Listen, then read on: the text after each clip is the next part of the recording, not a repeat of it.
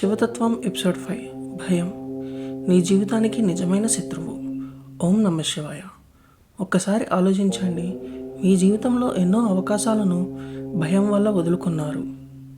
కొత్త పని చేయాలనిపించింది, విఫలమైతే అని భయపడ్డారు. వ్యాపారం ప్రారంభించాలని అనుకున్నారు, నష్టపోతే అని వెనక్కి తగ్గారు. మనసులోని మాట చెప్పాలని అనిపించింది, ఎదుటివారు ఏమనుకుంటారు అని మౌనంగా ఉండిపోయారు. మన జీవితాన్ని ఆపేది పరిస్థితులు కాదు, భయమే.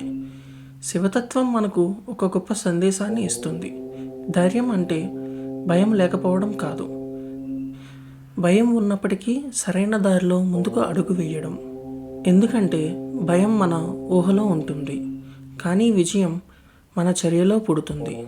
ఎప్పుడైనా చిన్నపిల్లవాడు నడవడం నేర్చుకునే సమయంలో ఎన్నోసార్లు పడిపోతాడు, అయినా మళ్ళీ లేస్తాడు, మళ్ళీ ప్రయత్నిస్తాడు.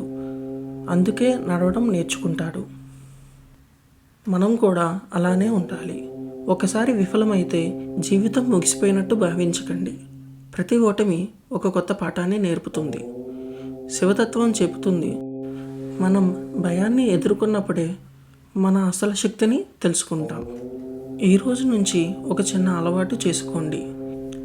మీకు ఏ పని చేయడానికి ఎక్కువ భయం వేస్తుందో ఆ పనిలో ఒక చిన్న అడుగు వేయండి. చిన్న అడుగు పెద్ద మార్పుకు ప్రారంభం అవుతుంది. భయం మిమ్మల్ని వెనక్కి లాగుతుంది, ధైర్యం మిమ్మల్ని మీ గమ్యానికి తీసుకెళ్తుంది. గుర్తుంచుకోండి, భయం శాశ్వతం కాదు, మీ ధైర్యమే మీ నిజమైన గుర్తింపు. ఓం నమః శివాయ.